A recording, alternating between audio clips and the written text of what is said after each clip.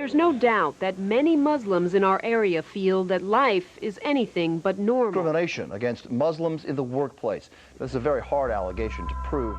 But are accusing a Colorado meatpacking plant of religious discrimination. Minority groups have always been discriminated against in history.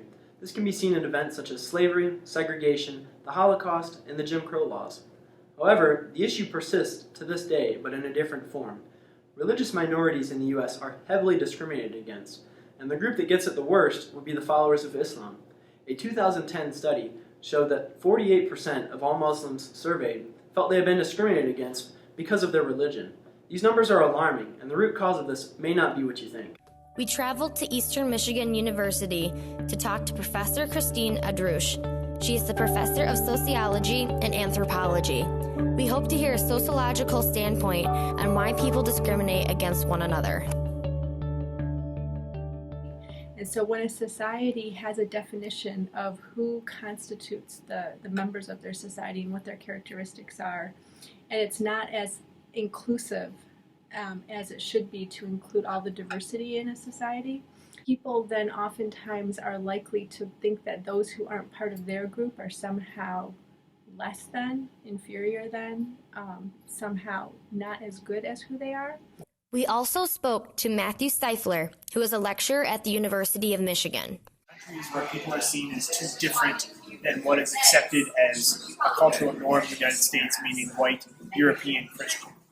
So there's this combination of a long history of the United States being involved militarily and economically in the region, and then also this internal push here in the country for anybody who does not fit what people think is standard American. We also traveled to a local mosque to speak with Mr. Osama Ode, the youth director for the Muslim community of Western Suburbs. Here we talked to him about examples of prejudice in his community. It's like, ladies from our religion would be like followed home by like people who were, I guess like, had problems with them. Mm-hmm. Like there's people who just came and vandalized outside our mosque.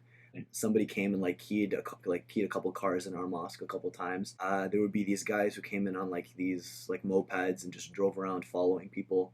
And just because, and we didn't know why. I mean, my own mother was once yelled at in like a Kroger. Like there was just like, she was just in a Kroger, buying groceries, and like somebody started yelling at her.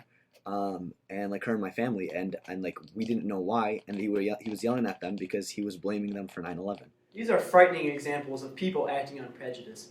America is a free country where you can worship whatever religion you want.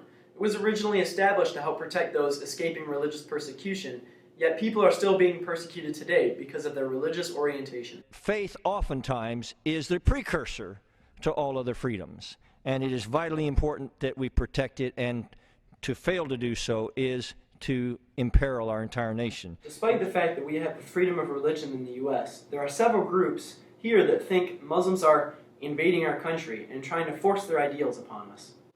Most of the stereotypes that we hold towards Muslims are rather recent, but perpetuate themselves through the whole country. As far as any modern scholar would say, Islamic scholar, ISIS does not represent anything related to Islam. ISIS is a terrorist organization. It's just a group of people who are, born out of potentially, unfortunate circumstances in their countries and so forth. They're trying to change their situation, and they're doing it in the name of a religion. But that doesn't mean that they're representative of a religion. So the stereotype is that, does the Quran, does, Islam preach any kind of violence? It really doesn't. Our religious, scriptures and everything, just like, Catholic religious scriptures, just like, Jewish religious scriptures, they don't preach violence. Most religions only preach peace. For us, at least in our religious books, it says if you were to take a soul's life, it's as though you've killed all of mankind. One of the ones that I always hear is that they want to impose Sharia law in America. I mean, it makes me laugh.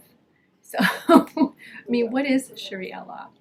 I don't think most people know what it is, and it's basically a law that's based on religious teaching that most Muslims who are in this country are here because they like freedom of religion, and they like being able to practice their religion without anyone telling them what they should or shouldn't do. They respect the American way of life.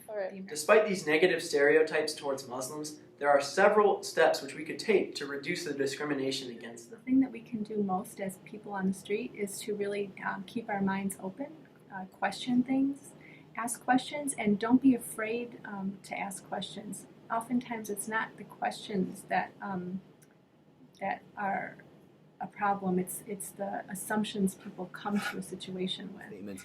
And people at a leadership level aren't, communicating a message of tolerance and understanding, because they forget that, just every religious group in this country has had a positive impact on this country as well.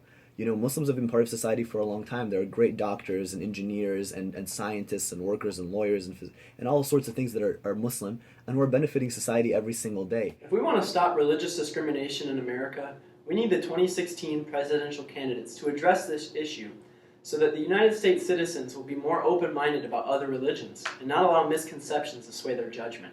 This country is founded on the principles of freedom and equality, and have always stressed the rights to life, liberty, and the pursuit of happiness. We feel it is our leaders' civic duty to do something about this issue, and the 2016 presidential candidates are in a unique position to fix this.